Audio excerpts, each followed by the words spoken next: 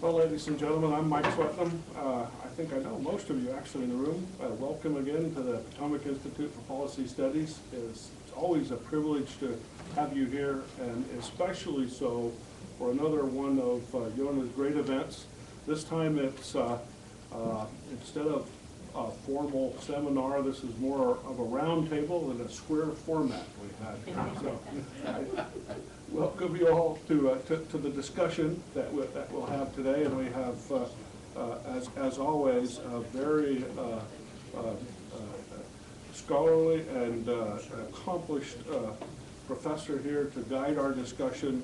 And I would say that for the Potomac Institute, we're honored for you to be here. We're honored to be able to host and to jointly sponsor this effort along with the Inter-University for Terrorism Studies and for Legal Studies and the Inter-Parliamentary Council for Terrorism Studies and the United States Association of Former Members of Congress. And you're going to hear a bit about former members of Congress and members of Parliament in a discussion of ideas and sharing of ideas across the Atlantic on many of these issues. The topic today is really, really interesting, and I regret that I'm going to have to leave for another event, but I'm really intrigued by this topic and Yona teeing it up in front of you, because the whole concept of communication, if you will, freedom of speech and terrorism, and the question of what is whether a person is a terrorist or a freedom fighter that Yona has chaired many events discussing in the past.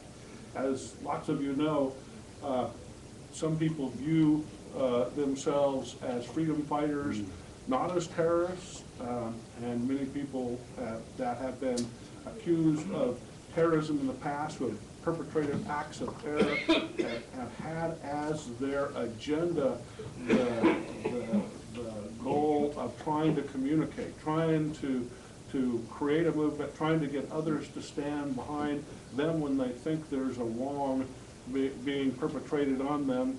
And of course, the issue that we've noted in many of our discussions here is that the difference between trying to find a voice for your cause and terrorism is there is a line that you cross in there, from where you go from communicating in lawful and civil ways to communicating in destructive and hurtful ways, and that line has been demonstrated so many times over the past century. I think this is such a great topic today because what it means to communicate in all forms in today's world is rapidly changing because of technology. We've seen technology make the voice of those in the Arab world come to the forefront in a way that it hasn't ever in the past. And so the whole concept of protests and riots as a form of finding your voice may well be evolving in a world where social media allows people to exchange ideas at a speed and a fidelity that really was very, very hard to accomplish in the past unless you owned a TV studio or you were a national government. So the whole discussion of what does it mean to communicate, what does it mean to communicate if you have a set of minority views in a government where you feel oppressed, what is the role of a protest, a riot, and at what point does communications transition from protest riots to terrorism, to things that actually are perpetrating a crime, if you will, against society? These are tremendously important questions. They've always been important questions, but I would lay on the table for you today that because technology is changing the way we communicate and the way that our society interacts, that these questions and this discussion is probably more important today than it has ever been before. We don't understand how these things are evolving and changing in our society, and it's very important that we engage in an exchange of ideas that allows us to explore how societies are communicating with each other today, and how they're voicing their grievances and their desires, and how that might change as this technology proliferates around the world. And I will shut up and let the real experts talk here with one last little point that I'd like to make. We have, of course, affiliations and scholars from around the world. A young scholar from Georgia was a new fellow here at the Potomac Institute, was in my office earlier this morning, and she noted that in Georgia, every single member of the parliament in Georgia has a Facebook page, and that in fact, politics in Georgia you can watch in real time on Facebook, because the parliament interacts and exchanges ideas as you will, a Facebook community.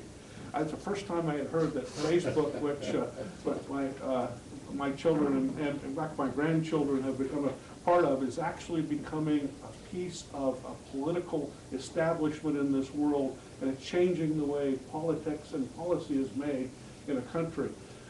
This is just one more example of how our world and how we interact is changing, and so it's a great time to ask, what of protests, riots, and communications, and the relationship of them to terrorism in a world today, particularly as it affects two of the leading countries in freedom and in democracy, and of course two of the first targets of terrorism in various forms, the UK and the United States.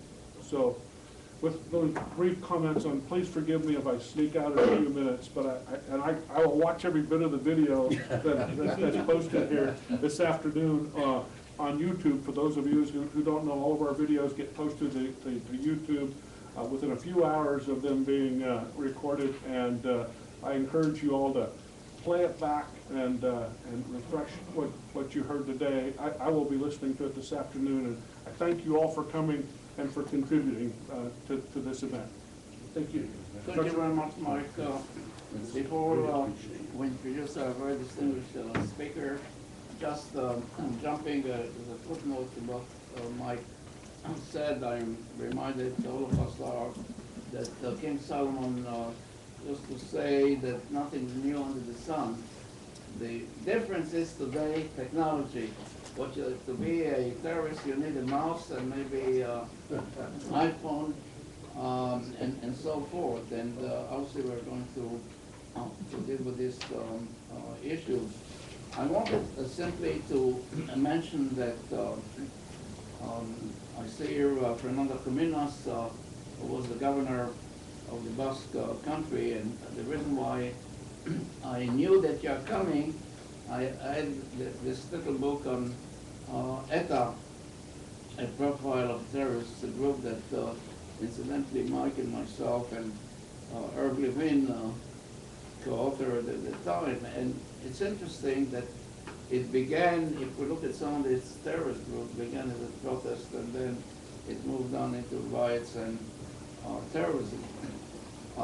Just kind of a footnote before Eric Moonman is going to deal with this issue. There was a very interesting article, I think a couple of days ago. I read it abroad at the International Tribune, and the Secretary General of the United Nations, Ban Ki-moon, he called, the title was the clock is ticking, and particularly he tried to point out that the major challenge that is facing countries today is not a deficit in resources, but a deficit in leadership and trust. In other words, we have a crisis, I think, that we have to recognize, the crisis of identity, a crisis of loyalty, loyalty to whom?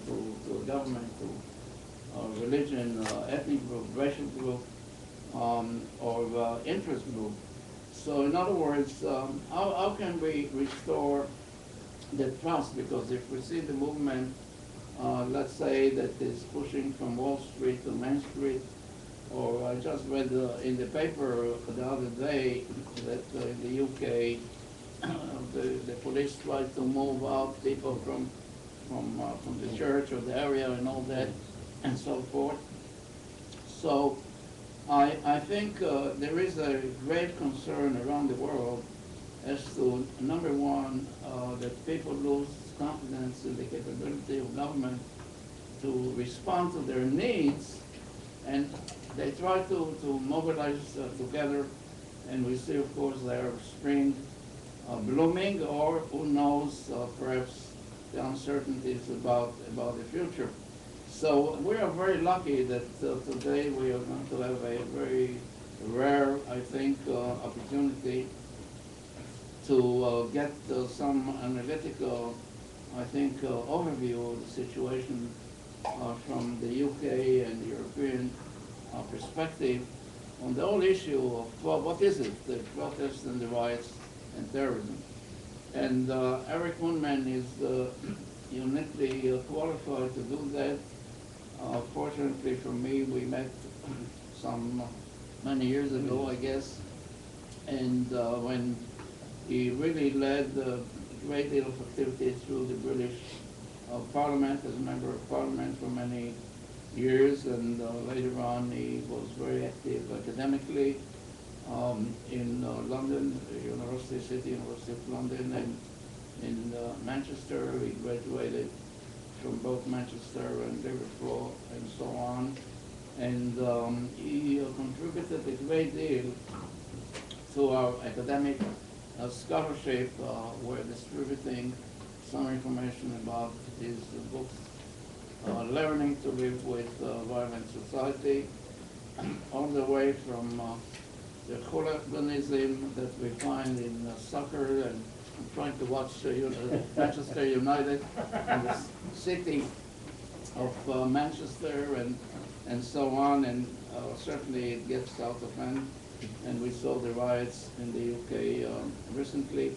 But what is really important that Eric is both a participant observer, and he provided a great deal of leadership for many, many years, as I said, on the governmental level as well as the communities, and also on the continent. So I would let him take over. Yeah, well, you want to go over there? Well, I think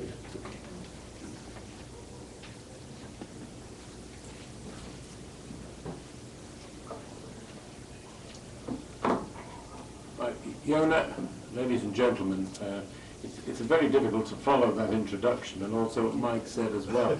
But I'll try and keep up some tempo. The fact is that I'm always a bit uncertain about talking to an American audience, because that goes back to when the first astronauts went to the moon. One of them came over to a major function in London, and the American ambassador was so proud of this event. Then Harold Wilson, the Prime Minister, said things aren't too bad in Britain either. We have a Moonman. And as a result of that, I have to tell you, I dined out for several months on that. I thought of setting up an organisation of lectures. I ran short of Moonmen as well, and I wasn't able to produce any more kids, so that was it. I think that some of the things that Mike said really are quite profound, and I will try and pick up at certain times during the short presentation. I'll keep it short, because I think if these luncheons are so good, and the work that Yona does is so important, that if we can try and share some of the ideas. There are some extraordinary things that have happened. I mean, and certainly coming from Britain, which went through these extraordinary riots in the course of the summer. There was no build-up, and of course there's been no continuation, mainly because the government decided to take a strong line. That may be a view which other people will question. But there were some absurdities. For instance, I quote about the fact that in one town near to London, the report said they smashed our windows, they ripped the plasma TVs off the walls. That's the rioters. They took our jackets and rucksacks, and I saw them go into the NatWest Bank, and they destroyed a lot of the hairdressing establishments, and then surprise, surprise, but they left alone a bookshop. And this produced two types of reaction. One is that people tweeted and said, if only they had gone into the bookshop and read the books, they might be much more intelligent and they wouldn't do this again. But I've been asked a few times, I mean, what prevented them from going into the bookshop? I'm going to leave that one to you, because you might think that if things get rough here and they decide to leave Brooklyn Bridge, they might in fact decide to attack communities. I think it's an interesting one in a way. I suppose the only guide I could give you on that, because it's now happened in 2 or 3 other towns, and a colleague of mine who's been doing some research in France says incredibly, I mean, actually he gives a speech of 15 minutes just on that, so you're safe with me, but he says that, you know, he thinks that the bookshops were paying them off. And I said, well, if they're paying them off, what about the hairdressing saloons? And what about the banks? He says the banks probably did, but nobody knows about it yet. So that's the first thing, the absurdities. The second, of course, is it just confined to Britain? Of course it isn't. Something like 900 cities throughout the world in the past 6 or 7 months, 900, have had some sort of demonstration which has not been merely a passive demonstration, but it's actually involved destruction, theft, and indeed some abduction in some places. I think that there may well be some, you might want to consider this, just a straightforward economic reaction because of the way in which parts of the world, and increasingly, are in financial difficulties and are leaning on each other to get them out of those difficulties. Nevertheless, it isn't something confined, and we ought to look at that. The riots in London, I think, started as a surprise, and it turned to shock. And it turned to shock because it recognized, perhaps, that we hadn't thought enough about it, both as a government and indeed as part of the agencies. And then why did it happen? And one asked those questions because the scale of the numbers involved was quite considerable. The determination to destroy is quite considerable. And those are items which occurred quite suddenly, and whilst I recognize that in many parts of the world since then there have been demonstrations, some have been destructive, but many have been merely a protest. And I think that what happened in Brooklyn and in other parts of Brooklyn Bridge and elsewhere was perhaps not initially destructive, whereas the riots in London were in fact destructive from the very beginning. All manner of explanations. It follows the African Spring, which people have argued and said, well, look, there was a volatility in Africa and the Middle East, and this perhaps was the way in which a number of people decided to show their concern and upset. I think that's, in a way, I can understand why people say that, but it doesn't always follow. I don't think that it's sort of a natural development that people feel they can't express themselves in the way that occurred in the African states. Others have argued very strongly that it was totally because of the economic situation. And there's no doubt that this last period has seen major powers being in some distress. The European scene is grim. And the fact that efforts are being made to improve and to try and bring about some change and failing is a matter of serious concern. And people who would be, who are generally good friends of the United States, feel that this is something which in the past might have been the way American economy had a chill and the rest of the world were in difficulties. And the feeling now is the chill is in Europe, and this is going to affect the American scene. And that's something which obviously at an early stage brought about the protests. And the third thing which I have heard and researched is the technology and the way in which, in the past, I could call the CND, that's the nuclear disarmament, demonstrations, the demonstrations relating to sector groups, the demonstrations relating to ethnicity. But this was different because the speed in which it all happened suggests that the use of the mobile and the transmission of messages, this is the point Mike was making, is something we don't always take into account. I'm talking about where, having seen a number of riots and demonstrations, I would reckon to build up you'd need something like half a day, in terms of the organisation, the leadership, and this was happening in the course of an hour, so that people were able to get the message where to go, what to do, and they were getting their instructions. So this again is something which, of course, we all worship the God of technology, but it's something which might well be an issue to consider. So those are just three areas. And what we've gone through now in the United Kingdom is inevitably, in a democracy, is the 4 or 5 commissions that have been set up. Commissions to look into the circumstances, what happened, why did it happen. I can't say that they're ineffective, and it's too early to say. But some interesting information has come about. I mean, in regard to the rioters, and perhaps if I just take a moment or two of your time, you might like to reflect on this. If at some point there's going to be either reports in the United States, or there's going to be some comparison of information. Some of us are looking at that. Certainly in Europe we're doing that at the moment. For instance, the main official report to date shows that 48% of the young people arrested by the police were unable to read or write properly by the time they left primary school. A total of 49% could not do their sums adequately. So immediately one's caught up with the way in which the educational system perhaps had either failed or was not taken up. 4 out of 10 rioters arrested in London were unemployed, and 28% were students. 2 points you want to think about.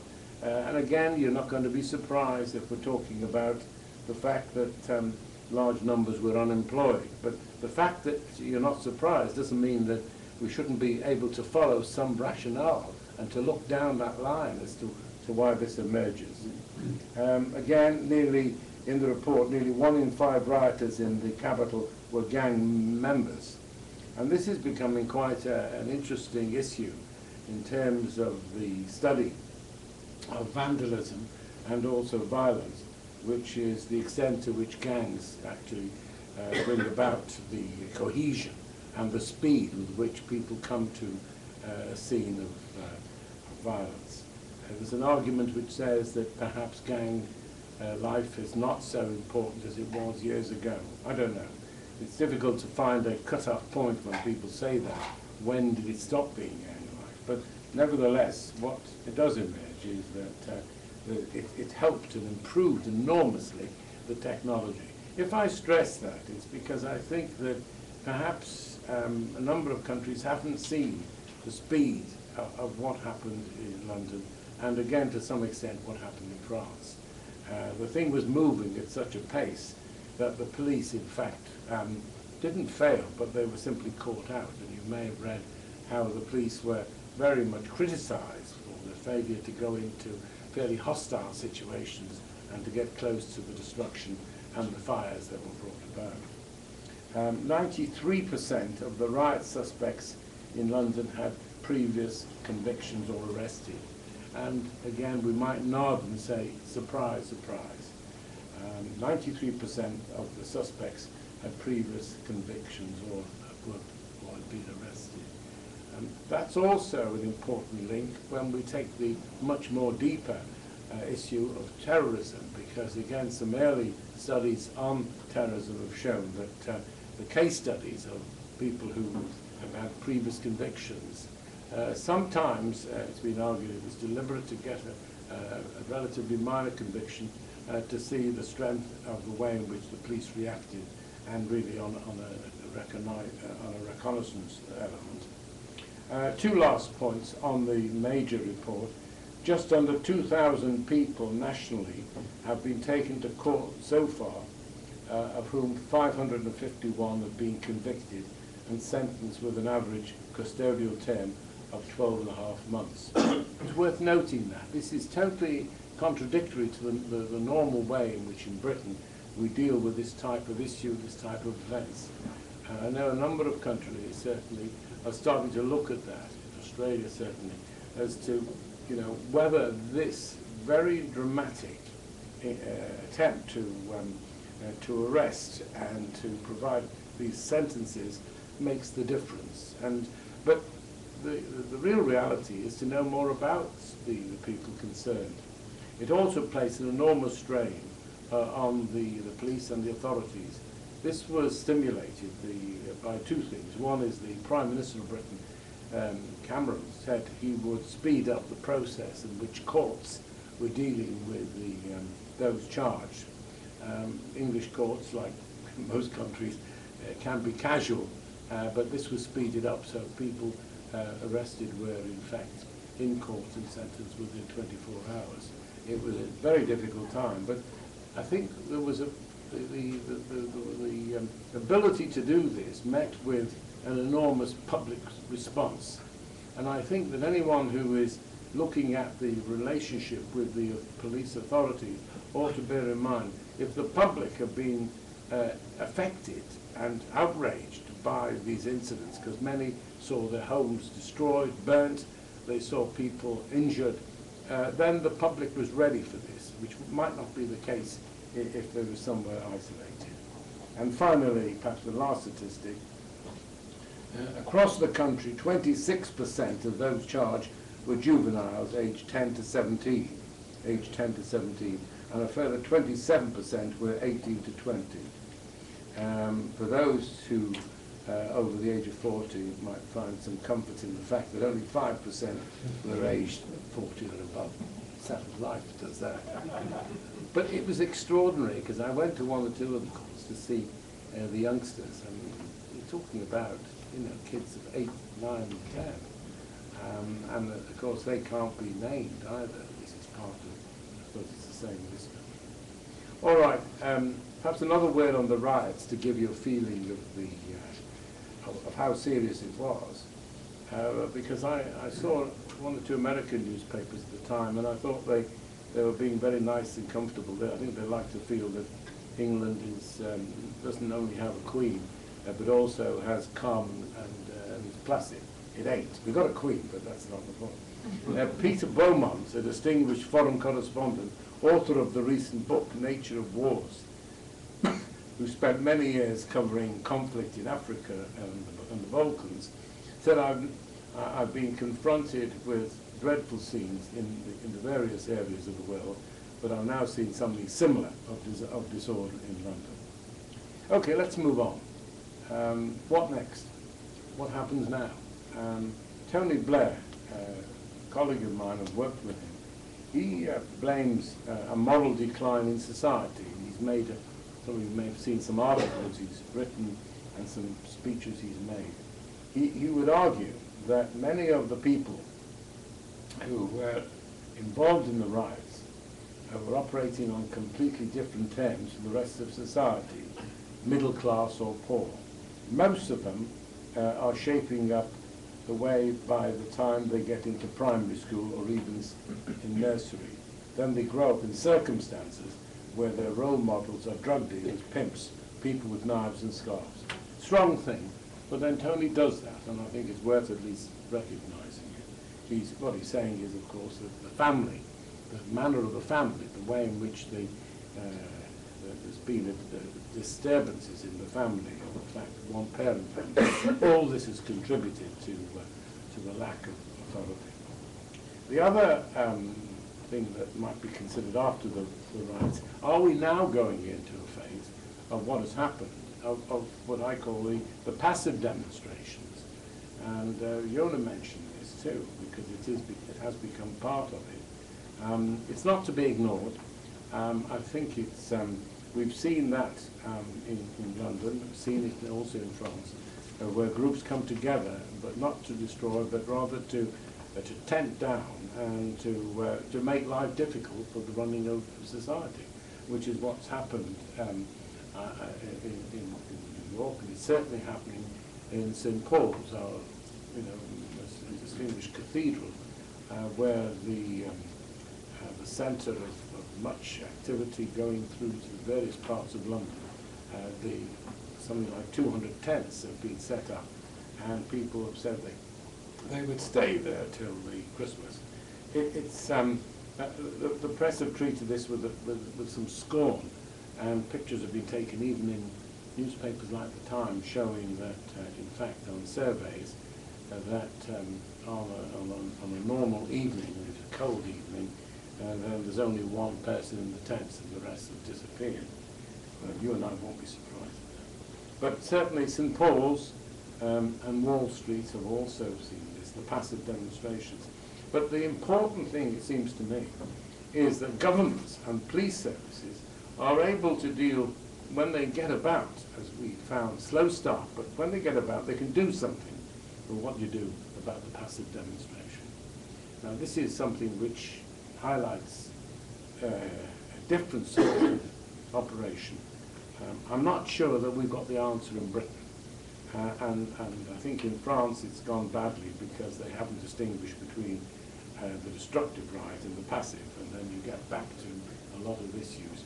Italy is also having to deal with that very difficult situation.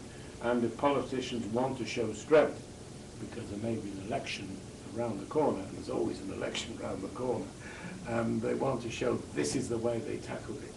And they're not distinguishing between the destructive and the passive.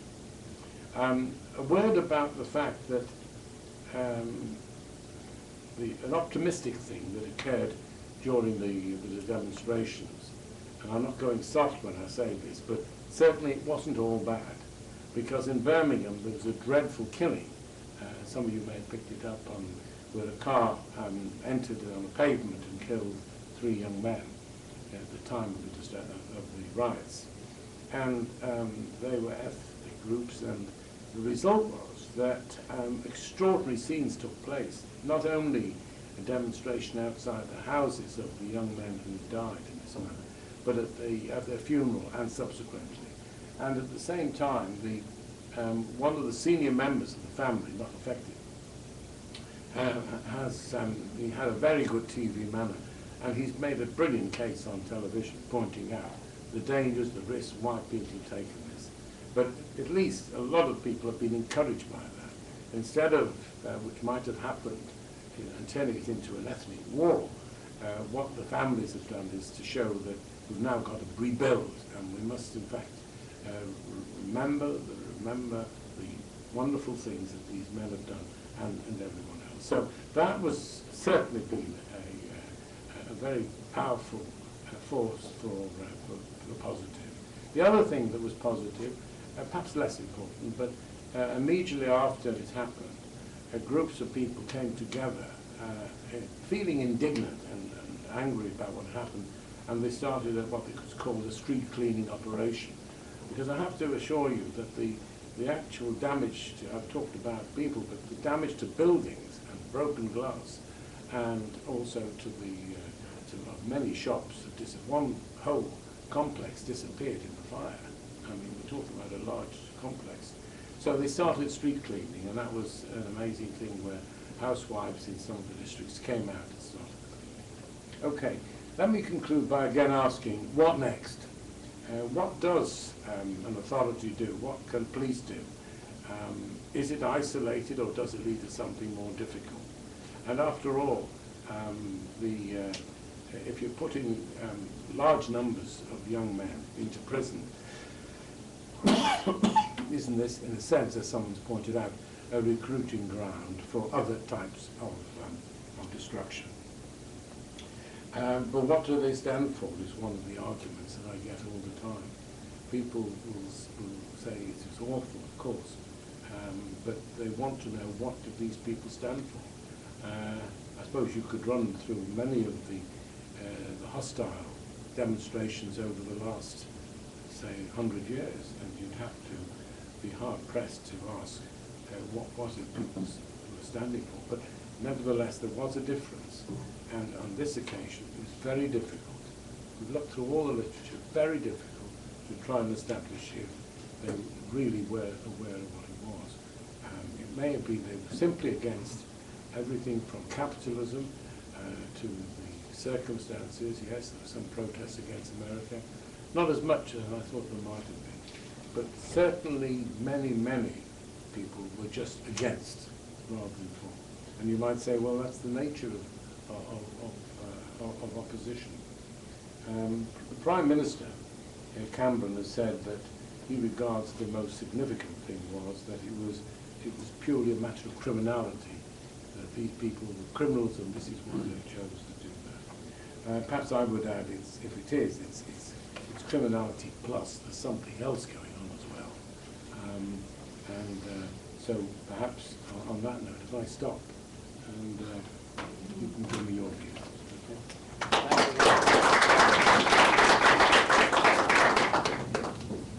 Let's sit down. We'll have informal discussion. Let me begin to ask you a broader question. The French Revolution was characterized in terms of some revolutionary causes. One was democracy, the second one was nationalism, and the third one was socialism. My question to you also as a historian, when you look at the situation now, are we still trying to grow from the legacy of the French Revolution in terms of democracy, in terms of nationalism, and in terms of socialism, as some call it social justice? Or is this phenomenon something different? And especially if we move into the area that we call terrorism. We just had in Paris last week the attack on the weekly paper that tried to print, cartoons somehow involving Muhammad and vilifying Islam according to Muslims.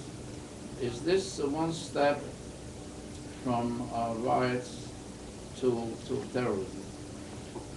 Thank you.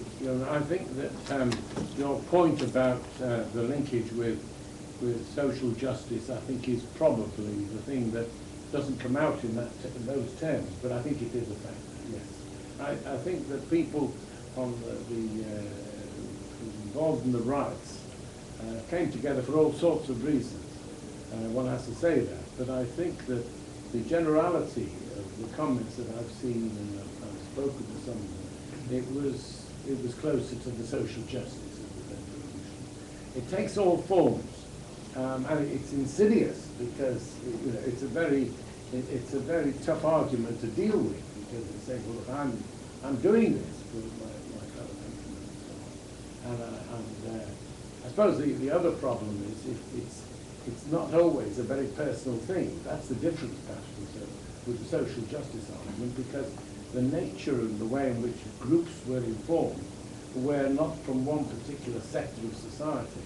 The use of the mobile and the communications in different ways, and Twitter and so on, all meant that groups were coming in all manner which wouldn't have been possible in the past. And I know those of you that sort of specialise in the worries of cyber in terms of terrorism, and I know we've got an expert here, Jonathan Rubin, and he would understand, I'm sure, that we've moved on, and that means it's a less a personal thing. What we've got now is a deliberate attempt to involve groups and as quickly as possible, speed, efficiency. Now, terrorism knows that more than any other group. I mean, people forget the problems that occurred when New York was hit.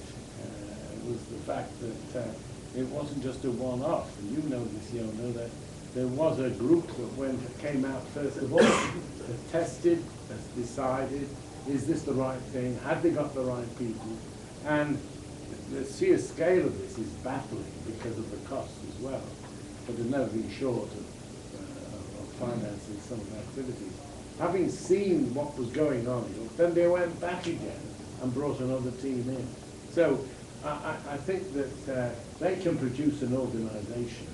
I think in terms of the linkage between what some things I've been referring to, I think it's different only in the sense of that there is this feeling that we can bring large numbers together in a way that it wouldn't just be the social justice.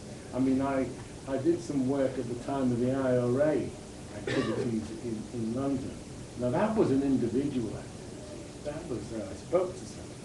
I have to tell you that I nearly killed one of them because they made, as you know, they made an attempt to kill and destroy part of the Houses of Commons. And it was my bad luck to be in the House. It was on 9 o'clock on a Monday morning. It was only one of the rare occasions I got there that early on a Monday morning. And they were using my office as a base. I think, you know, when the things go off, it's not funny. And all I would say is that the people subsequently were committed, I think, on one-to-one. That's exactly what we're talking about. And they were extremely fluid and knew what they were doing. Okay. Okay, we'll have the discussion, and I know who you are, but if you just identify yourself, so. Edward Marks, retired former late diplomat. No, not late, I'm sorry. Professor, there's an instinct in a group such as this to find an intellectual or social just reason for this sort of phenomenon.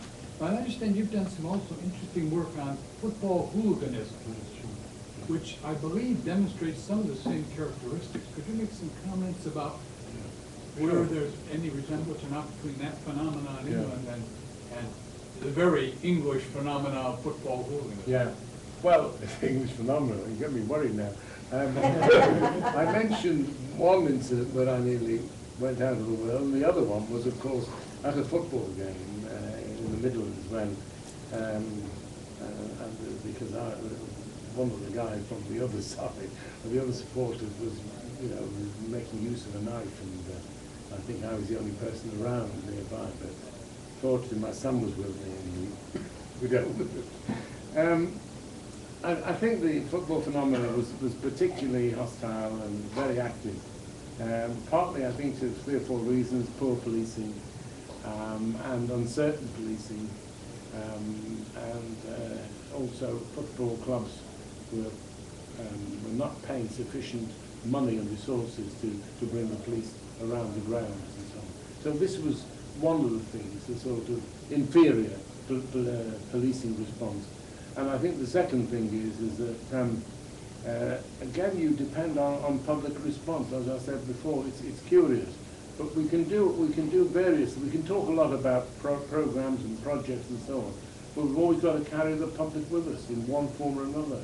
And what was happening, I think, at the time of football violence was it was getting out of hand, and the sense that it was easy, and the groups that were coming together continued to come together.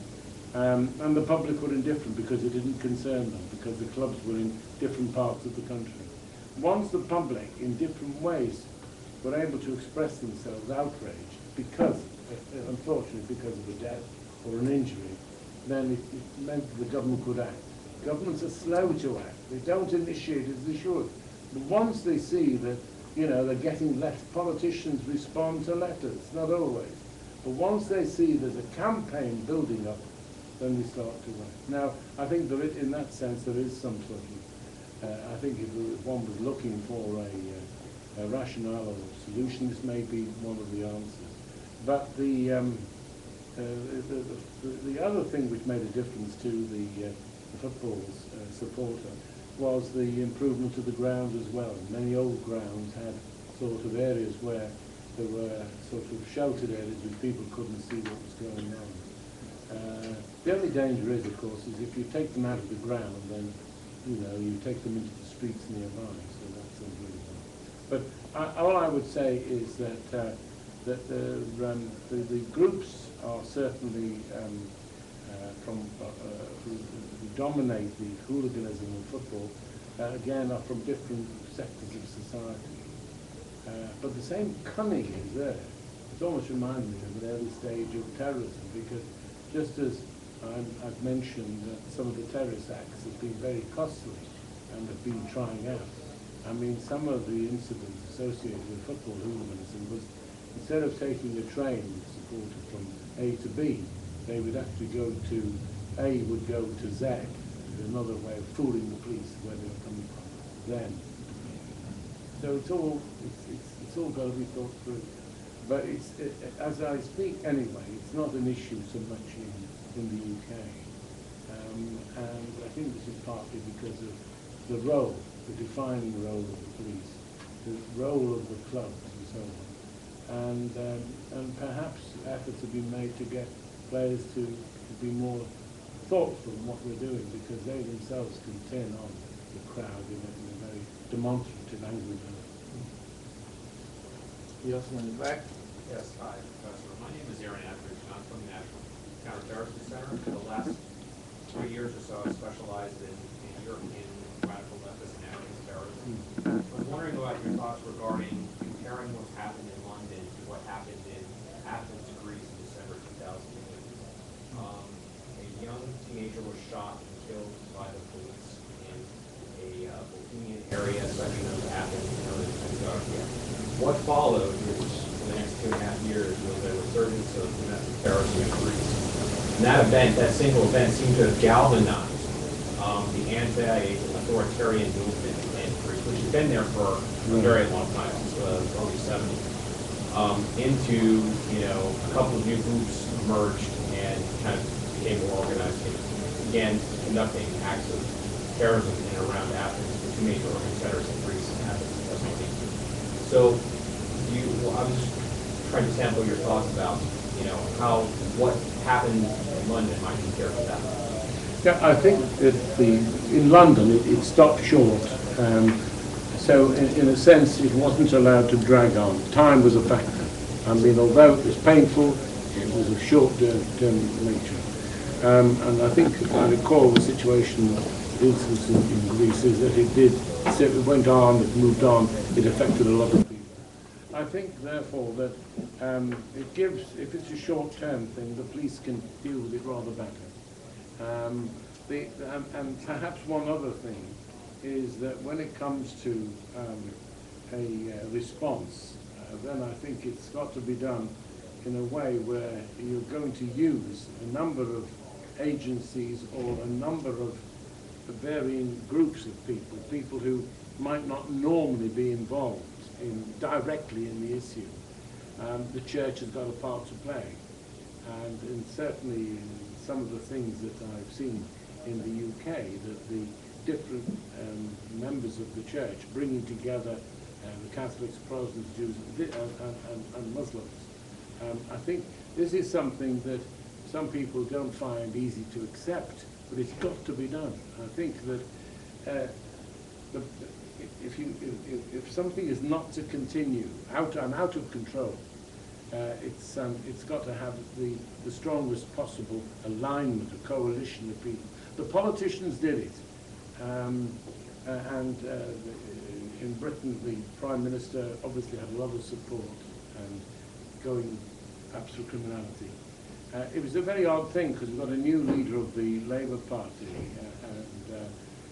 and I know him, but he was a bit slow to pick up quickly, and this was noted as well in the press. I think it was just that he was new to the job. So, but that was unfortunate, very unfortunate, because we didn't get that cohesion that I'm talking about. So I think the religious leaders will have to sacrifice something if they want to come together. And I think that certainly with the growing number of Muslims, as we found in Britain, and a large number of the, I won't say a large number, but a number of those who are arrested were Muslim, you've got to be, this has got to be argued through. But the other churches can be a support. Now, I think with what happened in Greece, there were none of these things. It's rather like what's happening in Greece at the moment. We're not getting anywhere. I think this is the point. There was a commission afterwards, and I'm not, you may know, I think, which did report on them, but I think it was buried away. I don't remember reading it. I'm Faith McDonald. I work here as a research assistant. I have a question then revolts, riots, hooliganism, they're defining differences. Is it just an agenda? Is it violent expression of, earlier we talked about illiteracy? And their relation to protests of the nonviolent sort, like are those protests, those nonviolent protests, are those considered terrorism? Are they directly related to those first three? Is it like an educational difference? It's a loaded question, I'm sorry. No, it's fine. I think that it's always difficult. I think Yona would find the same thing, trying to show a movement from one element of criminality to another, to terrorism. Indeed, if one was organising an elitist group in terrorism, I think you would want to go for people who had no charges against them anyway, that they were clean.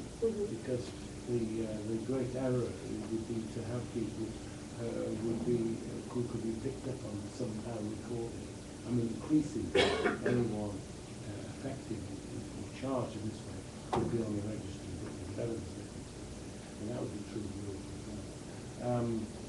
I think the protests and the passive protests worries me a lot because we haven't thought it through. And this is why I think that it's, in Britain where the feeling in the press is, well, this is an inconvenience. The fact is that St. Paul's fine building is losing, in terms of tourism, £16,000 a day. That's the story, because it's been closed. It's now open. So I think that there's got to be some reference to it. What do the police do? I think the police have decided to go easy and not to do anything without the church, in this case, involved, giving them some direction. But there are other tent communities being considered as well.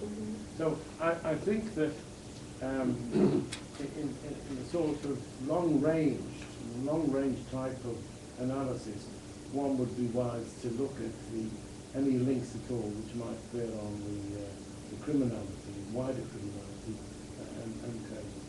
I mean, the fact is, I don't want to give the impression that these things are so totally separate. We've got something like 200 safe houses in Britain where the terrorists can use as a base. They can do, and they can act in a way which would be very worrying to someone like you around his home to know this is going on. So that's a lot of safe houses. But I don't think we're at the stage where we can see a correlation between those houses or the people in the houses, running the houses. We will get onto it, but not, I haven't got it for me. Mike? Yeah, hi. Thank you for your presentation. Mike Kraft, I've worked in the State Department Counterterrorism Office for many years, but more than 20 years. I also worked in London for UPI and Reuters back in the 60s. And I was always struck by the sort of stratified nature of the British society, the sort of the us against them, the class differences. And you sort of skirted on this when you mentioned that 1 out of 5 were gang members and 5% of people that were been arrested before. And there's always been this anarchist streak in British society, I think, at least certainly in the large cities. Kind of parallel to this, the Home Office has had a major reach-out effort to the Muslim communities and part of the counter de-radicalization. Some of us heard Home Office speakers. Is there anything comparable with that in terms of trying to reach into the gangs? What can you discuss the relationship with the organized and semi-organized gangs? And also, I'd be interested in your observations, if you have any, on how effective the Home Office counter-radicalization program is going. It seems to have undergone a few changes. Yeah, I think first of all on the gangs, it's because it's been seen for some time as a social phenomenon, and therefore it's almost treated as something quite separate from the general policies associated with violence. That may sound strange, but I think it's because it's complex. It involves different groups of people.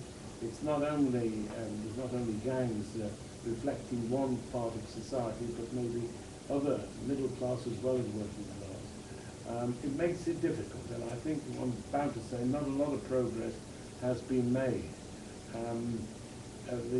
In fact, some work is going on at the moment to see whether there were any, whether the structure of some of the riots owe anything at all to gangs. So far it hasn't been proven at all. As I say, it's something quite different. Because of what I said earlier, that there's a lot of individual activities. But the Home Office is looking at radicalisation, and I think that one of the things I think we shall see, perhaps by the end of the year, is, which might have been delayed because of the problems in government, is to have a minister specifically concerned building a programme to deal with, it won't be specifically terrorism, but it will certainly be for acts associated with terrorism. This is something that few of us have been trying to get for some time. In other words, this would be not just a research unit, but it would be a unit which could be proactive in a number of ways. I understood that appointment was going to be made a couple of months ago, and for reasons that are obvious in terms of the economy, it's been delayed. But I think it could make an important difference. So it would be not only, it would be research, but research for purposes of action. It would also be something which would bring together local authorities and also the police and many other institutions. And finally, and perhaps most importantly, it would be underpin some of the ways in which radicalisation is being assessed in the European Union. That could be the most important.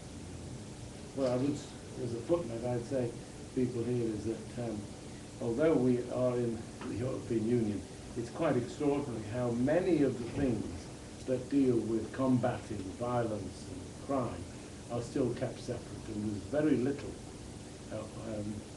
which concerns the across the board in terms of the European Union. There's much talk and there's many papers on it, but the fact is it's still rather isolated. Sir, Dave Reese, I work here at Potomac Institute also. You stay there, I want to use you as a prop. No, that's okay. You spoke about the social injustice leads to demonstration, possibly riot, terrorism seeking in. Obviously, that concerns a lot with the Occupy movements that are happening right now, that they're getting out of control and some very bad elements are in the middle of it.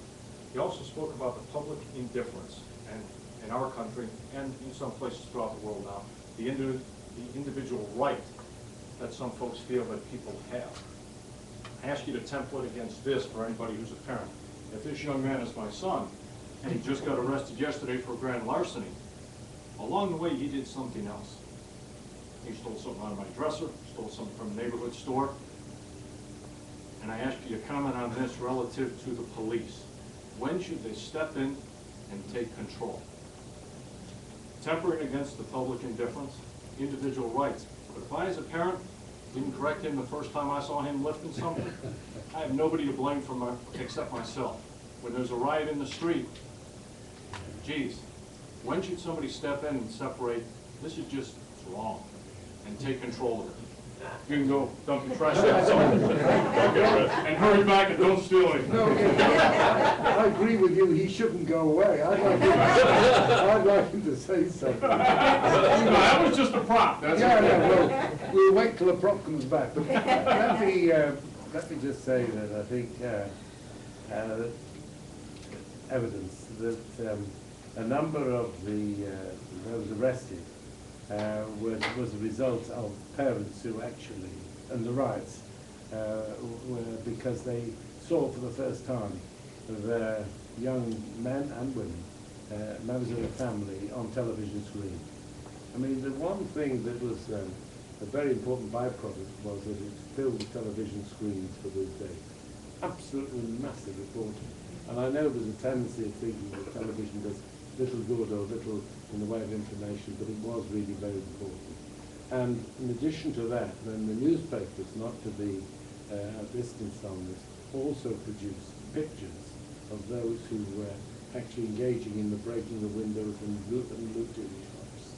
I mean, it wasn't so difficult because as some of these youngsters were coming out of shops, you know, they were wheeling the supermarket trolleys, but piled high with things that they built. So, in fact, there were cases like that. So, in a way, some parents were making that decision. And having done that, then it was straightforward. And there were one or two cases that were quite extraordinary, where the mother had indicated and went to the police to do that. When should the police move in? I think it depends to some extent on the individual law of the land. I mean, can they move in a way which doesn't bring upon them the sort of disdain and worries and outrage that people feel. There were some cases where, again, the police had opened their files to show that some of the young people had been involved with incidents, and that I think that meant they were acted upon. But what you're asking is a very difficult question because, and I think you've raised it in a wider way as to how far you can go into a troubled family situation, and you can warn. Of course, this happens in Britain. It happens here, I'm sure. A well-meaning copper can do that. And I mean, in the past, the British police were noted for the tact they use in this way. But it's still a very sensitive thing to do. But there would have to be, I think, a sort of a policy of different degrees in which this might take place. But I think, you know, in a way, one has to ask people generally, you know, well, when would you like to see, you know, a policeman moving in? And the fact that you asked the question suggests that you must have something in your mind. Let me offer it back to you like this. Yeah. I can't define pornography, but I know when I see it. I can't define exactly a riot, but I know when a demonstration turns into a riot. And at that point in time, there's law and order, and there's the good of the public. At that point in time, you either take control or you let it out of control. For the good of society, you have one of two choices. And that's why I go back to the public indifference. You know, if somebody steals from him, that's okay. He stole from him. But then they're going to steal from him. And eventually they're going to steal from me. Because that's how crooks are. So do you stop it when he steals from him, when it's on the verge of a riot, or do you wait? Well, can I say this? I should have made it clear before, but in terms of the riot, there's no doubt that the public was not, the vast majority of the public was not indifferent. The vast majority of the public was shocked and angry and concerned for something to happen. And I think they were even, because they saw, you know, in many towns and cities, the local store, the department store, had gone. I mean, in the case of Croydon, beautiful store was burned down. You know, we're not talking here about an actual tragedy. It was a deliberate action to do that. So I think if the public, I mean, this is, I don't want to turn this into a political rally, but the thing is, if the public are encouraged, for one reason or another, to feel that something is going too far here, then you can do things, you know. For instance, they picked up on the pictures, they got in touch with newspapers, they volunteered, as I say, cleaning up the streets was all an example of it. But, and I think that if they saw youngsters who had never had any charges of any offences, they were all brought to bear. But it's a hard one. But let's kick it around for a minute. I mean, what about your view on this? How do you feel about this? When do you move in as a parent or a woman? Well, I do think that there is a, as you, I think Billy said about the crisis of identity and the crisis of meaning, about where the boundaries are. And we've almost gone to a point where people are, want to be politically correct and not intrude on that limit. But we're also, now I think the pendulum will move. Now we see what happens if there's no grounding. And I think that certainly what we see. And the other balance of that is the educational piece. I mean, as you mentioned, right, I do believe that education is a reflection of the state and the values of the state. And certainly in our country, we are failing to give that diverse population the skills to operate within the society we've created. So that gap will continue. And as that gap continues, I think there'll be more and more discontent. And so I think that's one of the pieces that we're going to struggle with. I do have a question though for later. Okay, I'll come back to you. You wanted to get in on this thing. Well, much of the discussion has been about how the state in general and the police in particular deal with this problem. And much of the discussion tends to go to reacting to how to manage the problem. And that's the way many police forces have been increasingly worried about developing SWAT teams, new technology, crowd control. But what about the other side of the coin of prevention, much of which has been discussed, the concept which became very popular in the United States of community policing, which really goes back to the origins of the creation of the British police force, the concept of involvement in the community day-to-day life, and how you can, because of that attitude, have relationships and preemptive attitude towards the problem developing. Okay, hold on. Violence. Well, I want to expand on this a little bit. Yeah. My comment is related to what Michael mentioned, social network media. Let me make an observation first, a short one. I think you probably share my observation that these days social network media are very widespread, particularly among younger generation. It so happens that Mary and I were involved in the study of Generation Y culture. But in any case, if you look at the public behavior with cell phones and so on, you would have noticed what used to be this tool that you want to use, that's pushing your idea out. It has become now almost a push by which you are being pushed into certain behavior. So people almost, whenever they have a chance, like even if you go to a concert, in the intermission, everybody takes out cell phone and they look at messages and so on. And they feel almost compelled to respond. They just don't read it. They have to respond either in text messaging or whatever. So I think that sort of thing fuels whatever the cause these demonstrators might want to base their activities. So when they send out a message, a lot of young people will react to this as if they are forced to do that. They just don't ignore.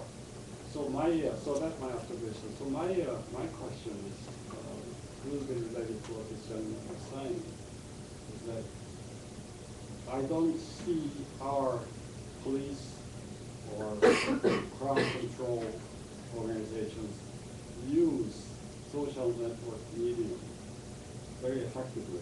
That is, when there is a casualty, why is it not done?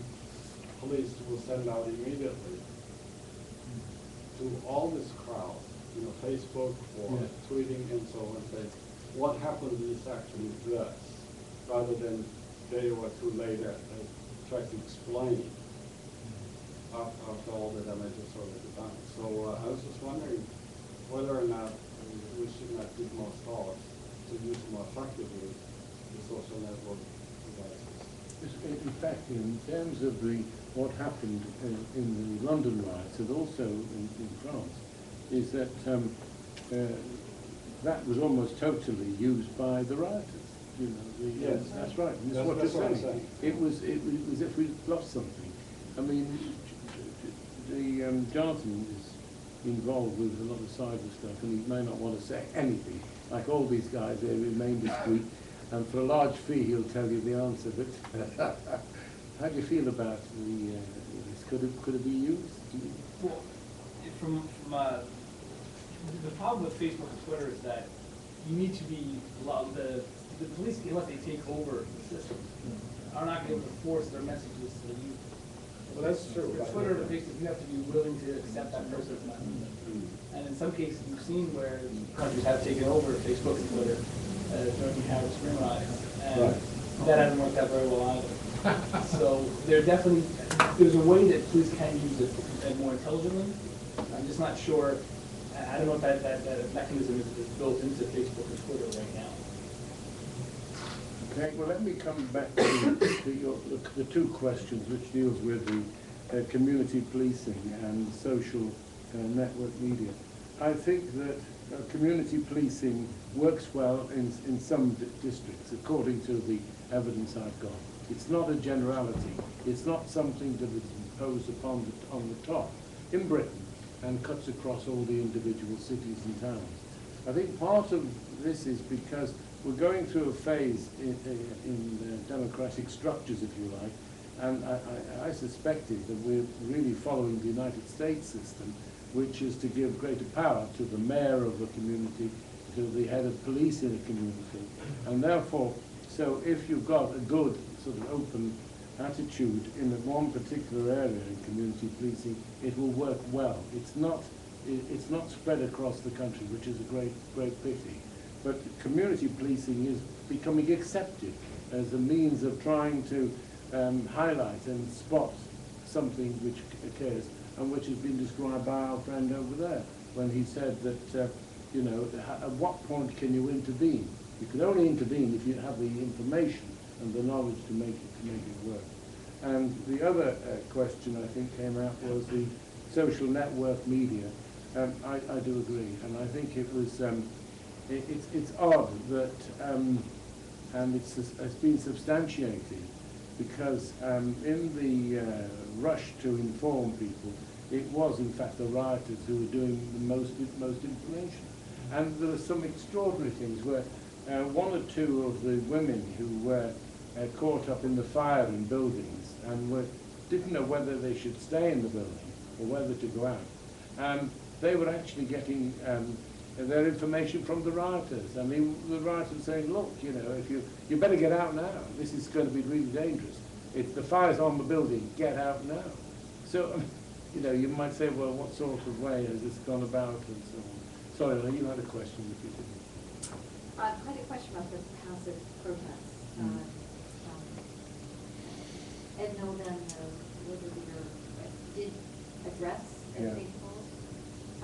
In our country, there's been a little bit of distancing in our national politicians to engage and actually be visible in that. What's your sense about the decision calculus of national leadership looking at these passive protests and engaging, what role that is in terms of making a statement or quieting down the protests if it moves from passive to more. Well, yeah, I think the role of a prime minister, the leader of a party in a country, is to reflect security. And so, in a sense, it's easier for the prime minister, as it was for David Cameron. And I think it would happen here if things got very troubling in this country. I suppose not only would there be a local reaction from the mayor or governor, but also from the president. So that's taken as being definite, I think. I think the difficulty, what happened in the UK was, and it highlights the problems of the opposition leader, because it's, if the opposition leader's been there for some time, then he might have some credibility, and people will listen to him. I think that with Ed Miliband, it didn't come through well, and in the debates in the House, he just, you felt that this was a brief that he hadn't expected, you know. None of us expected it, but you thought there might be something much more enlightened. And so therefore, I've no doubt that if this occurred again, he'd be much more up to speed. But just as I said, that groups associated with religion have a part to play. Not necessarily up front, I mean, you know, but on the other hand, they can, by calling for and to be seen. We're fortunate that one of the MPs, the members of Parliament, the Labour MP in the area, and who's a black man. We don't have many black politicians in Britain, but he, in fact, if he'd chosen to, he could have, you know, disappeared, but he didn't. And he was on the streets, and he was on television, and I thought this was just the thing. You know, he was making the case in a way that his leader didn't and couldn't. Yes, indeed, Joe. Yeah. Which one? Well, both. Don't fight. Each one will have a chance. Go. I just wanted to That makes three. comment. Oh, I'm sorry. Please, I just wanted to comment. If we have official numbers in this country of 9.5% unemployment. Actual figures have been estimated to be about 16%. And we have various geographic regions in the Midwest and various industrial areas where the actual number can be as high as 20, 25, 30%. I don't know what the unemployment figures are in the UK, but when you look around the world and you look at unrest, you generally find a sense of disenfranchisement, powerlessness, etc.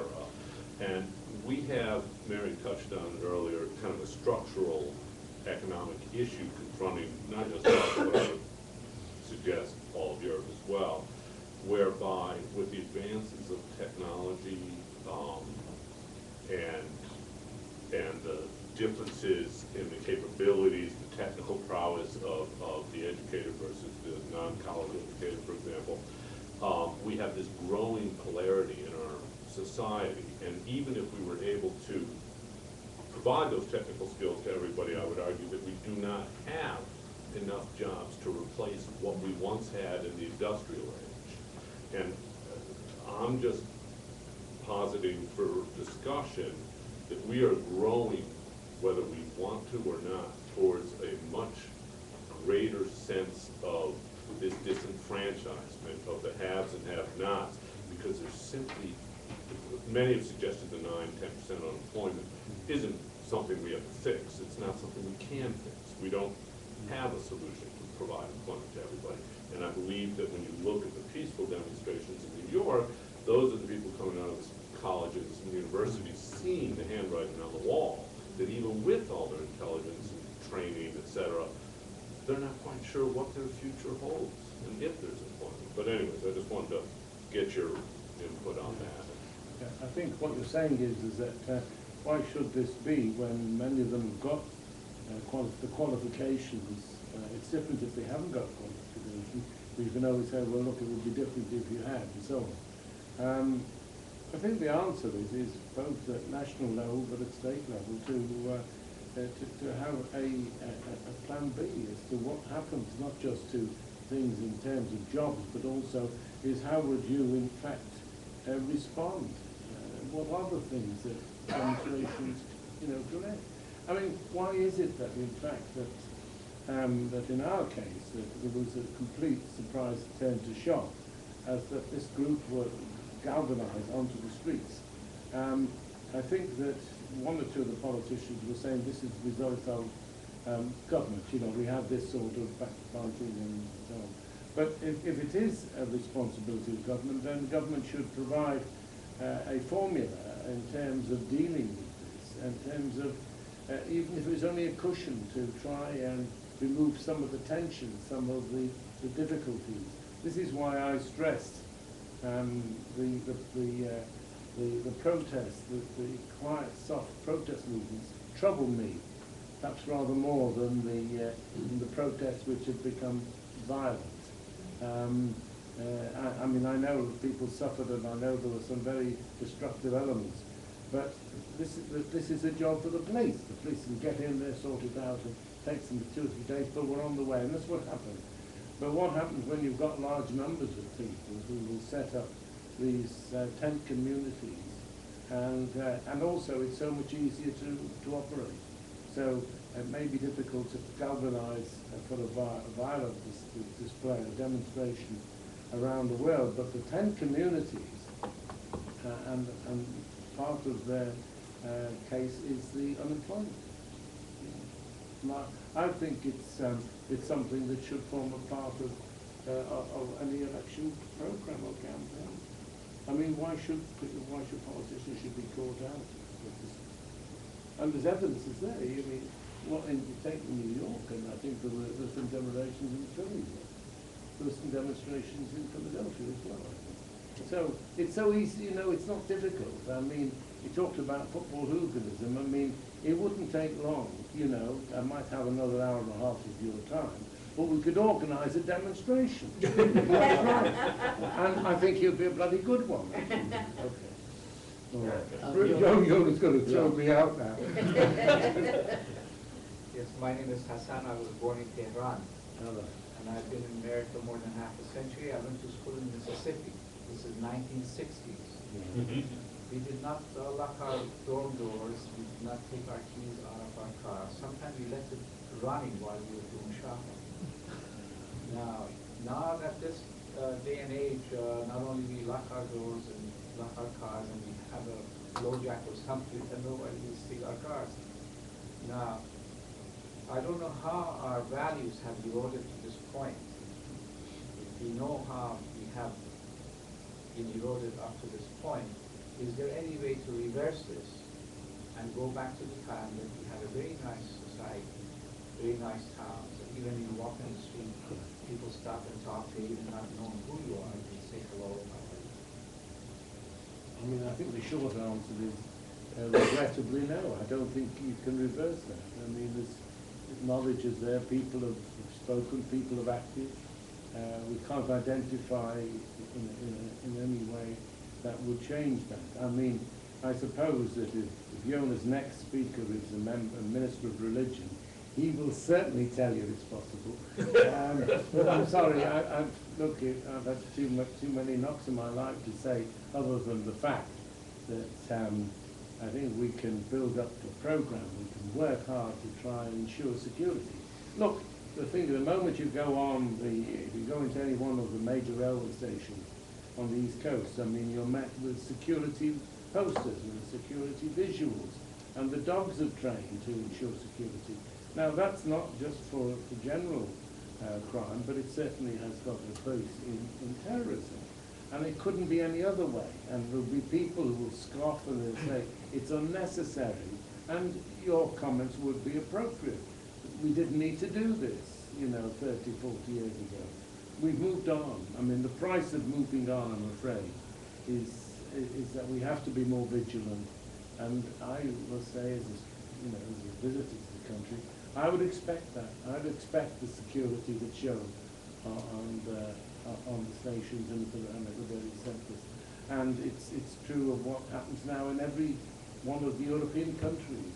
It's not what it was. And I'm afraid it's a price we pay, really. But are we looking to other alternatives for this? Because right now we passed the mark of 7 billion people in the world. So what kind of security force is going to take to control all the 7 billion? Are we capable of doing this? Well, no, I think that the other thing is not by the present system, not by the present structure, not by the present group of politicians, but I do believe that when people when they're confronted with the type of problem you described, then they start thinking outside the box. And there's nobody thinking outside the box at the moment, for the obvious reason that the politicians are too busy fighting the election and doing naughty things, But no, I think if it comes to a realistic statement, like you described, 7 billion, what the hell does this mean? I mean, China tried to deal with this for a period, but it was rejected in more recent times. But no, stay with it, for God's sake. Well, I'm deeply moved by that last question because we surely did not have less injustice in the United States in the early 1960s than we do today, and certainly not in Mississippi. So I'm deeply moved by that. My name's Ira Strauss. I deal with international integration, primarily West-West organizations like the G8, which suffers demonstrations and riots at nearly every meeting. and NATO, and they'll be having a joint meeting in Chicago next spring. And the demonstrators in Chicago make clear that they view their sit-ins there as a preparation for what they hope to do against that joint meeting. So I'm concerned about all of this, and I'd like to raise the question, or help clarify perhaps the question of how we draw lines and what we mean by the lines, because we talk a lot about that, and so does everyone.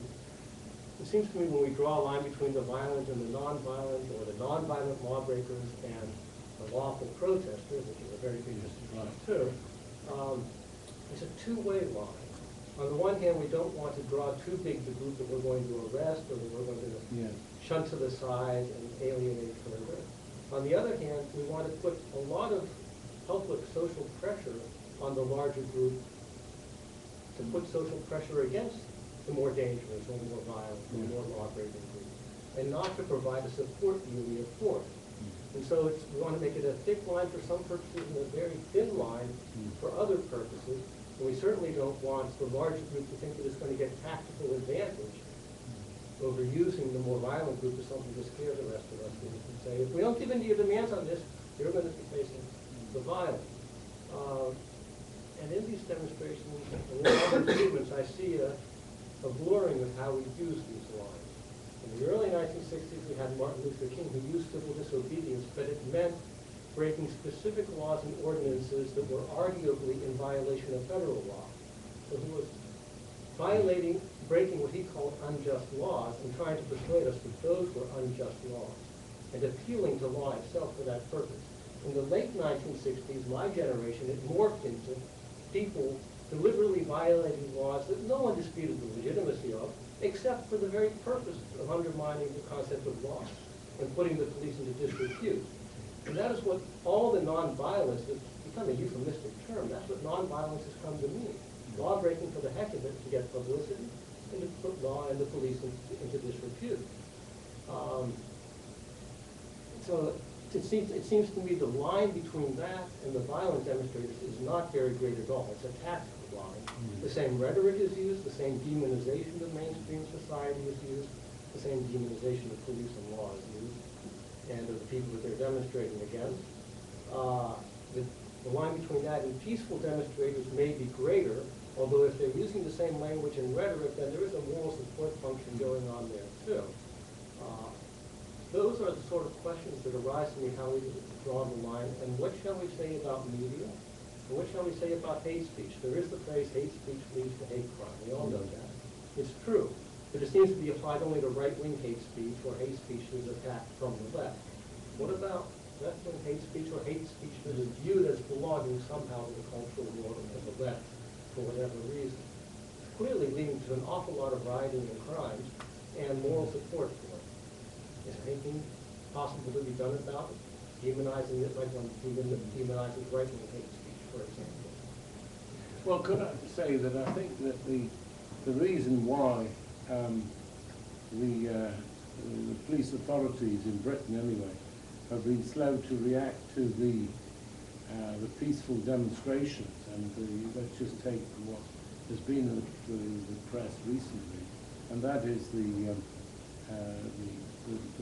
tent villages around St. Paul's, is because they're not certain. I mean, you provided the criteria, but they haven't picked it up. They haven't decided what would be acceptable, what would not be acceptable. The public is, at the moment, is mystified. It's not angry, but it could become angry, particularly if they see that there's some difficulties or general cooperation of St. Paul's. But it's very difficult if one is in certain countries and certain cities where the various criteria is not fulfilled at all, because there will be a visiting conference or a visiting MP, a visiting minister, and the result is the protection of the VIPs dominates the whole area. Parts of Paris would be cordoned off, parts of London would be cordoned off, and people will want to protest, and they're kept at arm's length. And indeed, we mustn't ignore the fact that, and this is really perhaps the crunch question. It's a bit like the one that we were discussing regarding the mobiles. because that means transmission of a message. The other transmission of a message is across national boundaries. And therefore what people see in terms of the demonstrations in a number of the countries and the way in which they're suffering, the way they're treated. I don't want to start mentioning countries here, but there'll be in your minds over the last 2 or 3 weeks where demonstrations have been treated by the police authorities with guns, shot down and so on. Now, you know, if people see that, if that is the way in which a demonstration is dealt with in country X, then something equally difficult, perhaps a little dangerous, is what they would want to do in their own country. The whole thing is a rapid exercise. It's not as if we're living on the basis of 2 countries in this world. People get their messages, they see what's happening, and they feel they could go some way towards demonstrating against the regime of the government of the country. And that demonstration against the regime of the country gives them a feeling that this is acceptable, and this is what's happening. Yes, Mark? Yeah, I'd like to pick up on your comments and also yours. It raises the issue at what point a demonstration or tent cities are intended to be completely peaceful are infiltrated or taken advantage of by the kind of people who are looking for violence. I covered some of the Vietnam demonstrations here in the 60s, and I was working for Reuters then. And we knew to keep an eye on certain guys carrying backpacks because we figured they were probably carrying a gas mask and things to get up to something.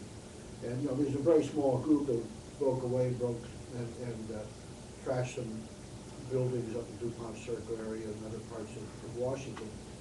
And I don't know to what extent in London this was taken over, but it's a problem, and it becomes incumbent. I mean, maybe some of the demonstrators think that the violence makers are going to help their cause. On the other hand, I think a good argument can be made that it hurts their cause, and they have to be aware of it. I think one of the reasons why the anti-Vietnam demonstrations did not get more purchase among the middle class, so to speak, was because they're put off by the violent elements there. And there seems to be reaction against some of the demonstrators now, at least reading the Washington Times or some of the right-wing media.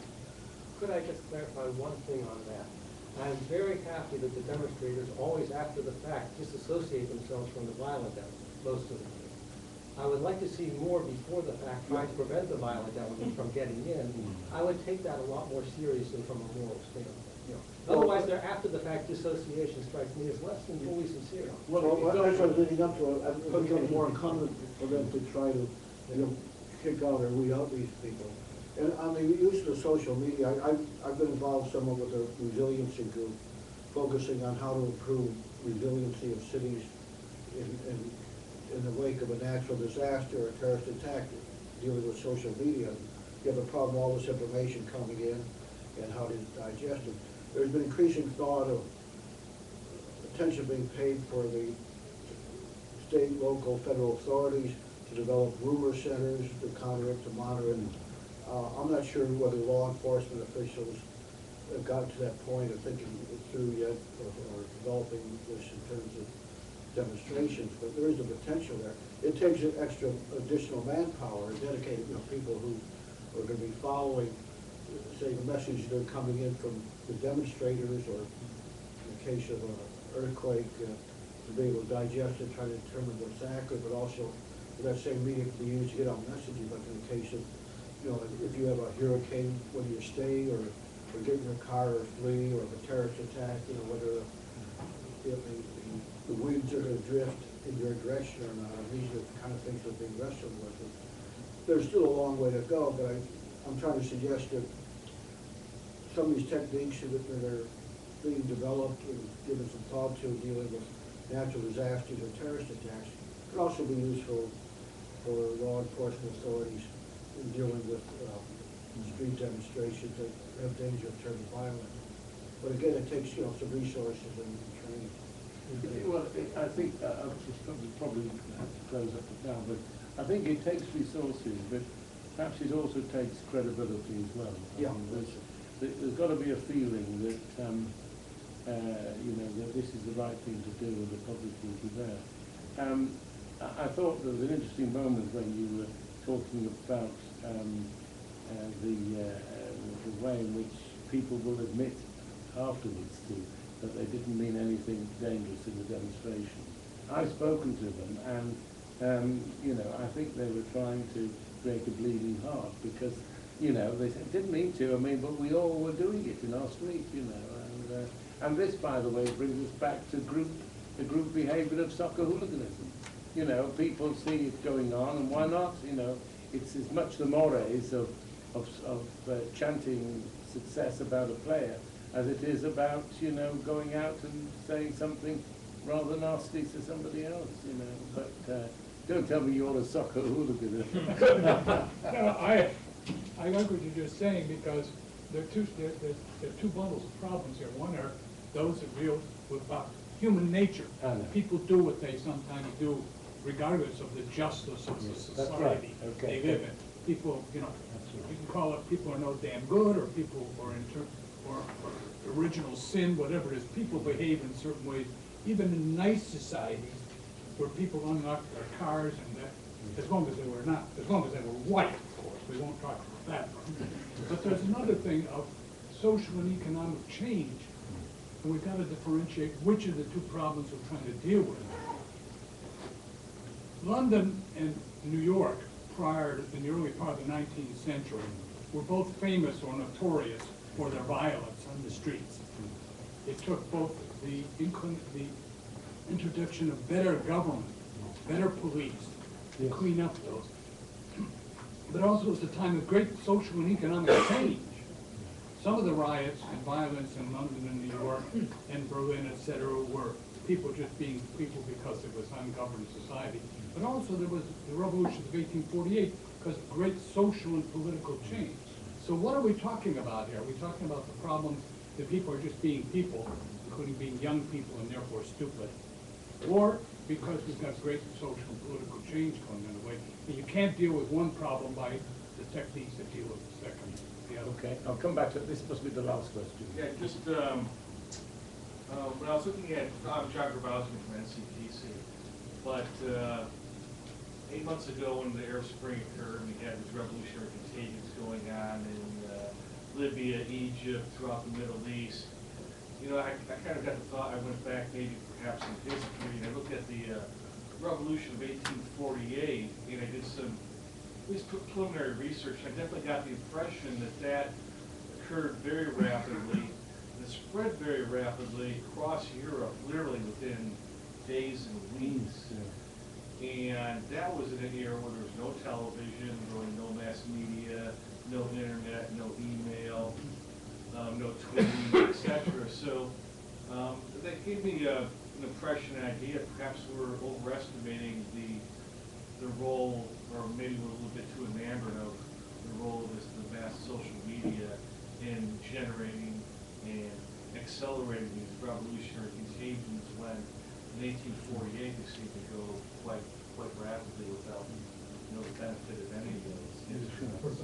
Okay. Well, the only thing I'd say then, I really must find it now, is to say that having seen the way in which the demonstrations in London were so quickly put together, it really was a reflection of communication on a very basic level. It was not overnight, it was all within the course of a few hours.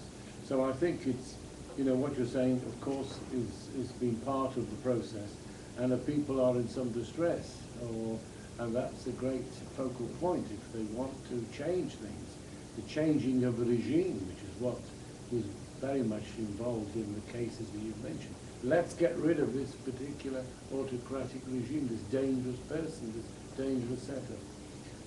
I think that I come back to the point that you made, and I think it is the question of credibility. It's a question also, which I think the owner would want to argue, is that we do need to give attention to the way that demonstrations and criminal acts are dealt with, because in fact, I think if our colleagues who are terrorists and are planning and doing damage and destruction to countries and towns and to people's livelihood, I think they would benefit from any absence or lack of a coordinated policy. And I think that probably so many of the examples that we've been looking at show that there is a leadership, and that leadership has been involved with other things. They've been involved in acts which are certainly on the margins of terrorism. So I think we just need to get it right. I mean, just as I said, people find, you know, security increases in different places in Terminal and so on. And I think it's there.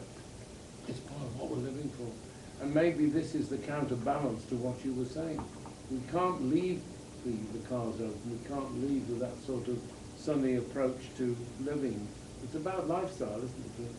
What you were talking about was lifestyle. We've now got something that needs to be inserted to ensure that lifestyle is protected. And that protection is the way in which police see their jobs, the way local authorities are prepared to do that, and the way in which politicians at the highest possible level give it a priority, rather than anything else.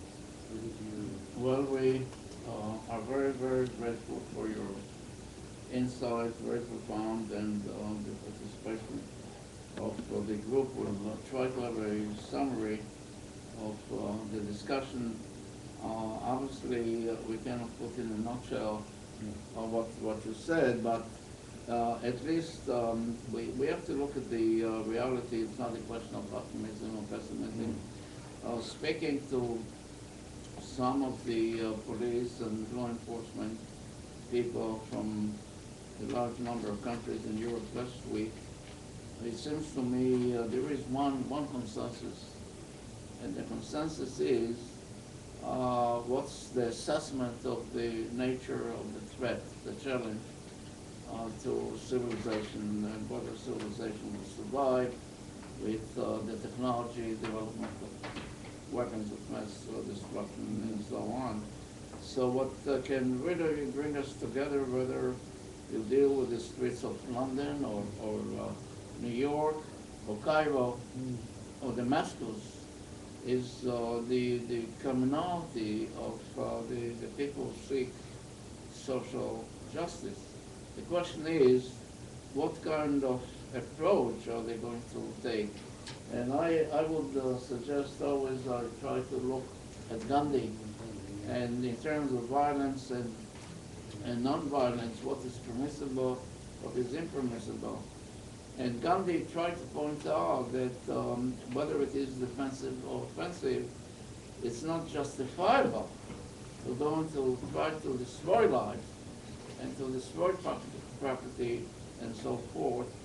And there are actually other alternatives to resolve conflict. And I think your insights today show that basically we have no differences. We have commonality, and we have to try to work together, and it's called the Partnership for Peace and Stability and Prosperity. So thank you again. Thank you.